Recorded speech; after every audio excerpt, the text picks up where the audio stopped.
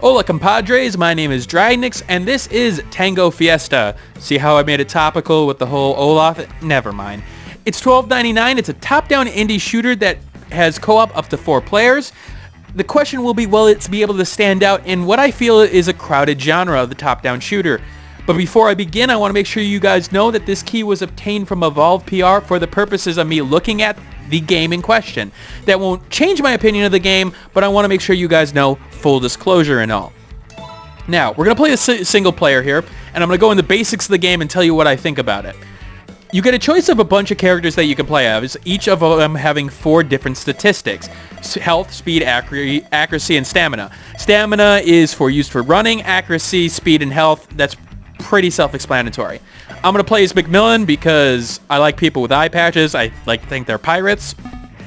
And you get to choose 2 weapons. You get a choice at first with a couple of them, but you can buy more weapons at the store with gold that you find in-game. I'm going to use the assault rifle and the 12 gauge, and I'm going to use the regular grenade. I bought a sledge grenade, but you'll notice that there's a little bit of a damage difference there. Well, it's not like the sledge grenade isn't different. It does actually have sort of a time effect on it, but it doesn't tell you on the screen. I wish they would have told you that, and I wish that information was present as we went forward. There's a lot of hidden information in this game. Now, I'm going to go to the last level that I have tried at this point, which is Kellionaire. I do wish this menu was a little bit different because, again, I have to scroll through every single one in order to get it, and that sort of sucks because, again, there's no reason for it at this point. I mean, there's a better way to implement this menu, especially when they seem to be themed in terms of their episodic nature. All right. Controls as you see there, but I'll get into that. One of the strengths of the game in question is its story, and it's a little bit different from other stories. It's not a cohesive story, that's the thing. Not to say that the story doesn't have connections, it does, but like for example, we're talking about Alien Queen's time machine. I just killed the Alien Queen in the last mission, but you'll notice that, well, this mission doesn't have really anything to do with it. Now we're in 2014, and, well, we're part of a killer game show, basically. Very similar to Smash TV. Get your stinking hands off me, cabron. I'll bite your nose off, you corrupt bastard. I hope I didn't offend anybody with my cabron portion. Ladies and gentlemen, cover your ears. You shouldn't have to listen to such crude language. For shame, Kanita. Well, she was killing colleagues in Los Angeles Police Department. Oh, boy.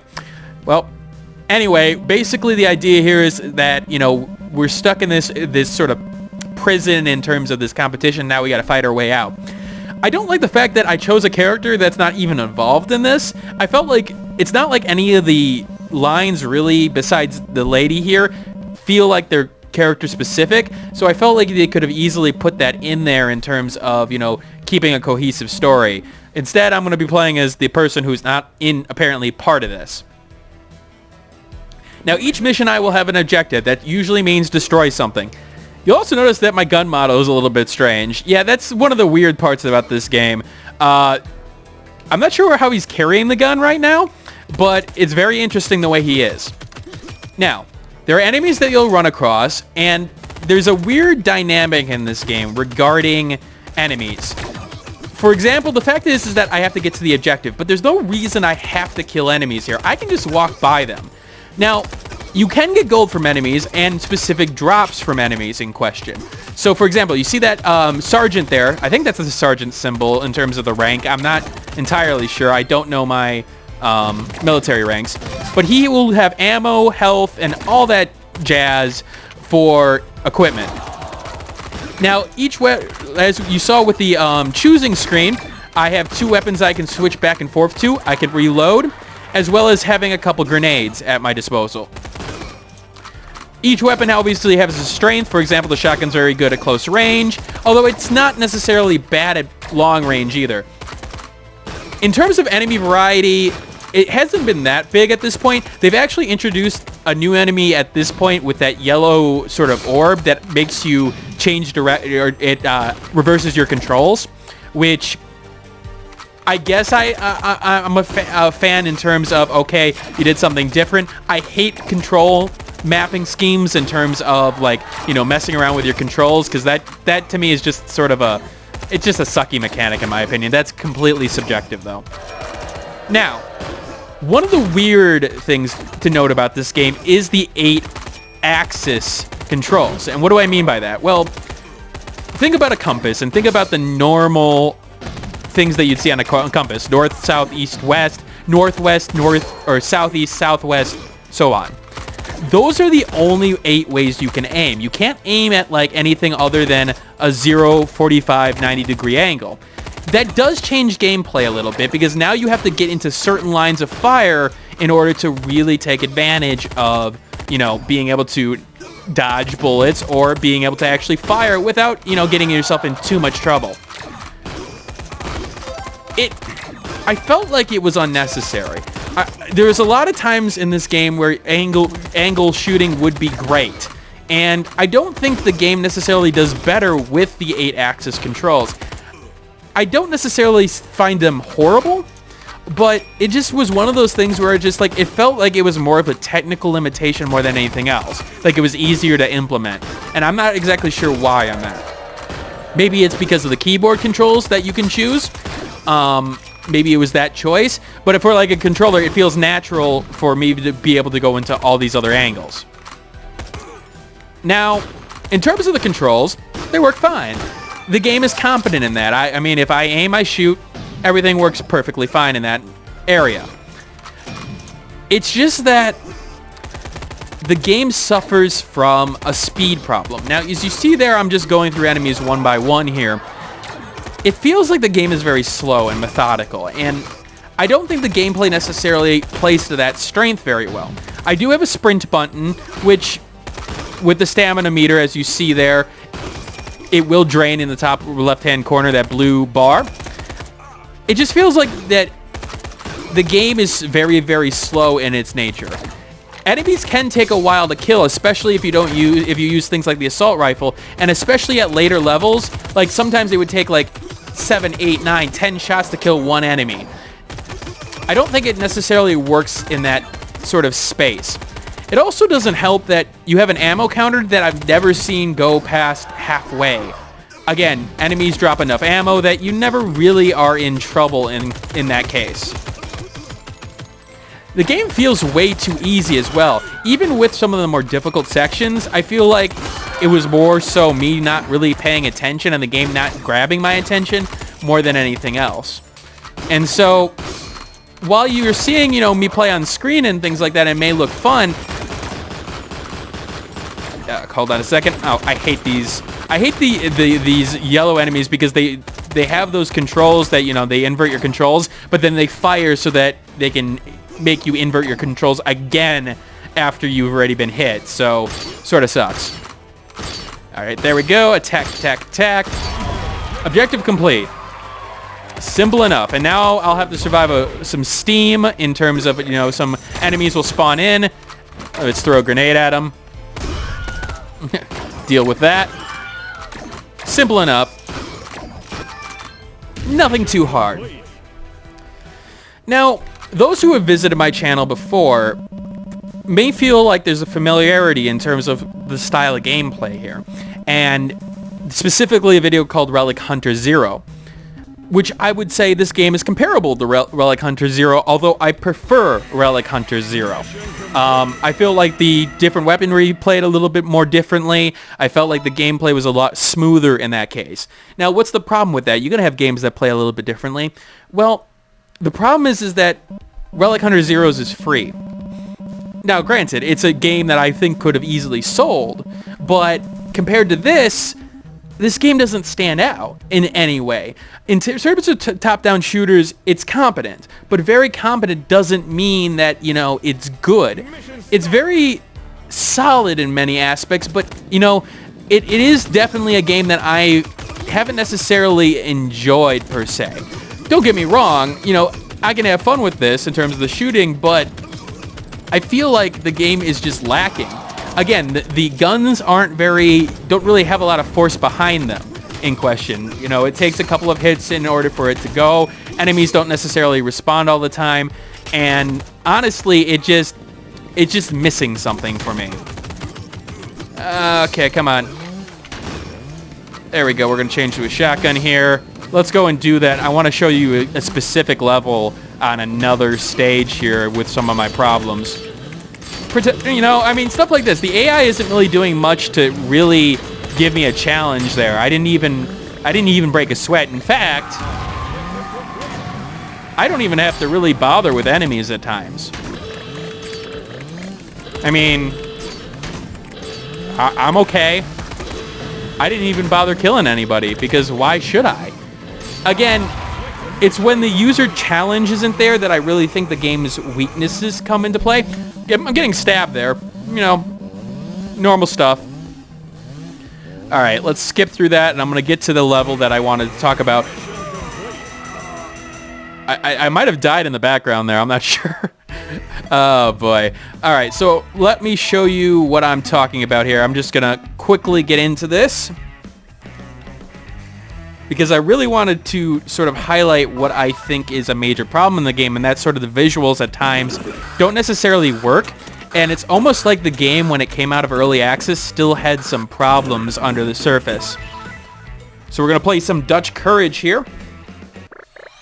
Of course, it's just Dutch Courage. I'm not exactly sure what that's actually meaning, but, you know, I'm not up to date on my Dutch culture. As you see there, I'm basically attacking helicopters and that. Now, again, the visuals are nice. I like the stylized elements here. I do think it's a little bit pulled back to really get some of the detail that I would like out of it. Like you see the guy with the mask there. I think the artwork is very nice, but it's almost overshadowed by the fact that, you know, there's a shit ton going on screen. You got the rain effects, you got the grass and things like that. And, you know, honestly, there is just a lot of information to take in, so you don't notice those little details per se, but I appreciate that the details are there. There's also inconsistent rule sets of the game. As you see here, like, sometimes my bullets get through these grass portions, but sometimes they don't. I don't understand why. Is it a chance thing? I don't know. I'm not exactly sure how a shotgun takes on grass either, but, you know, video game logic, who cares? Let's throw a grenade there. Grenades are interesting because they are based off of how you're moving at that point. So if you're moving a certain way, then you throw, it will either actually stay right near you or, you know, jump off. Okay, you hear that sound. You see, and you're probably wondering, you look at that Sergeant's logo and those red little dots. Yeah, those are enemies. They're also making, like, sort of growling dog sounds when I hit them.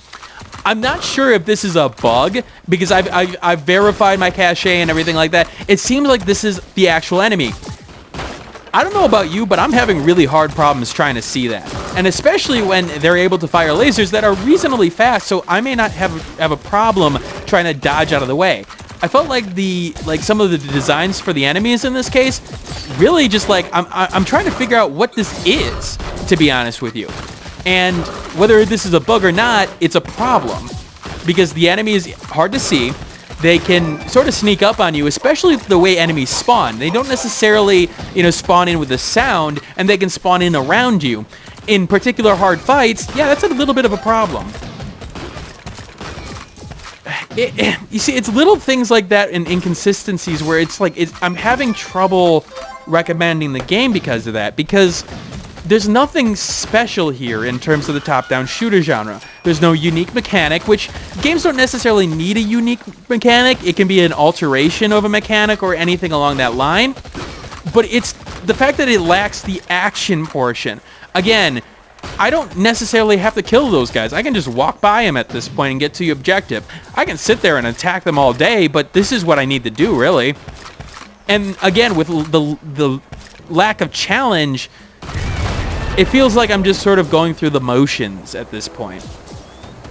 Okay, we're going to throw a grenade there. We're just going to take out this helicopter with a shotgun, because of course we are. Why? I mean, that's just normal, right?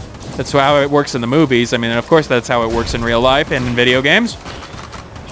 I mean, I haven't even gotten to my one first bar at this point in the game, which I have died, mostly because of my own stupidity, but I have died, mostly to those red enemies, as I indicated before.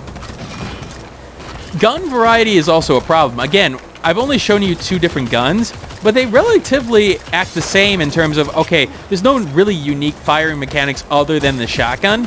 Yes, the SMG is fast and it's a light damage, but it's still a bullet like this. So, in the end, it's just like, okay, sure, why not? I feel like the game, if like it would have introduced, you know, a little bit more variety, especially early on. I understand that there may be bigger weapons when I unlock them along the way, but it just, again, I'm trying to understand what this game does to stand out other than its aesthetic. And unfortunately, I'm sitting here after playing 3 hours of this game, and I can't tell you that. It's competent, don't get me wrong.